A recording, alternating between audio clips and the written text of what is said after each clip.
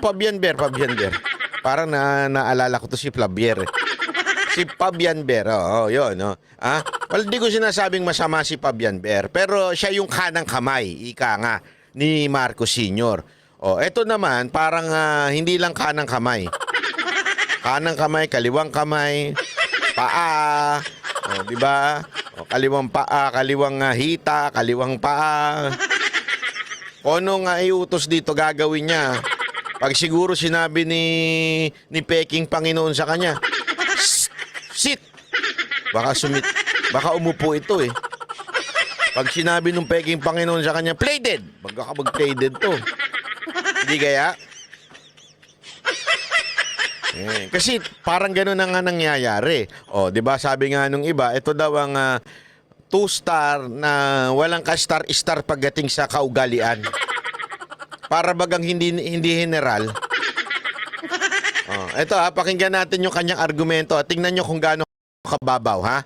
Tingnan ninyo kung gaano kababaw itong argumento nitong maman to. Director Major General Nicolas Torres sa Department of Justice. Bagong Pilipinas na eh. Pakialam namin. Bagong Pilipinas na eh. Na pwede yung ganung mga statements na kinaumagahan, joke only na lang. Ang corny mo, Brad. Bagong yun ang dahilan niya. Bakit mo dinimanda? Bagong Pilipinas na eh. Hindi pwede yung gano'n na joke only na lang. Pikon eh. Alam mo, grabe grabe sa pikon talo itong maman to Hindi, bagong Pilipinas na eh. Sip-sip talaga. Sip-sip na sip-sip. Gago! Napaka-sip-sip mo, Brad. Walang biro. Para kang hindi general. Para kang walang esterelya sa braso mo. Sip-sip ka. Gago! Sigurado ako kinahihiya ka ng mga kasamahan mong PNP. Sigurado ako, walang biro.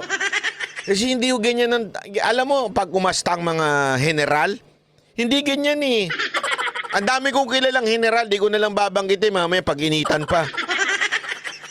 Ang dami kong general na kakilala, hindi ganyan. Talagang, alam mo yun, matikas, very professional, non-political. Hindi yung katulad nito, bagong Pilipinas na eh, kaya hindi na pwede yung ganyan-ganyan. Tanginan niya, no? Gago! Ang baduy ng palusot mo, Tore. Para kang hindi general. Yung totoo lang, ha? Para kang hindi general. Anya, hindi pwedeng maliitin ang mga birong galing sa bibig ng isang dating Pangulo.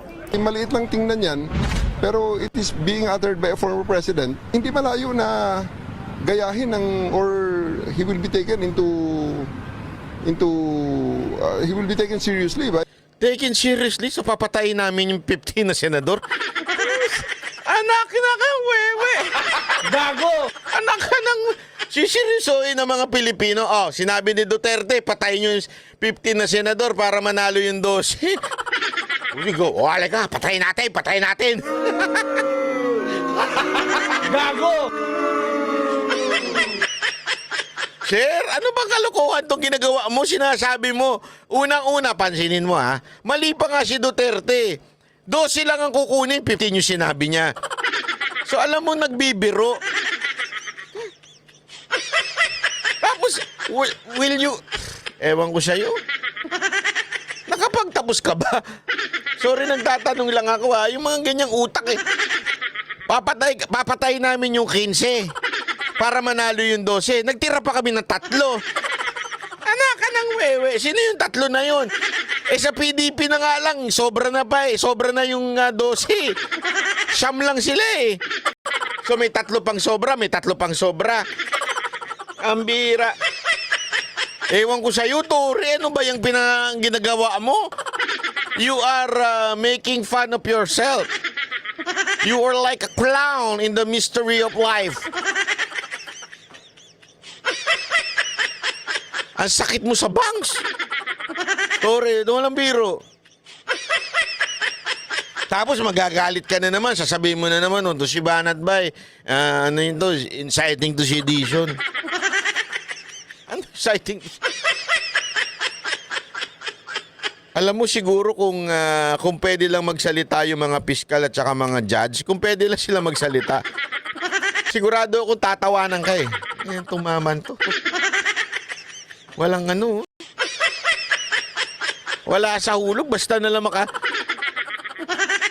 Oh, Brad, mga Duterte, supporter. Siseryosohin mo ba na yung sinabi ni Duterte na papatayin natin yung 50 na senador? Plano, tapos sinabi mo, binulgar mo in public.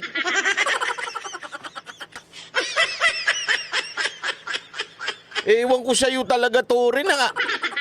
Patulog na ako, sumakit pa yung bangs ko. Hindi, patulog na talaga ako eh. Tapos ganito yung mapapanood ko. Katatawanan ka talaga sa PNP. Alam mo, eto lang masasabi ko. You and Mr. Marbil is the most disgraceful PNP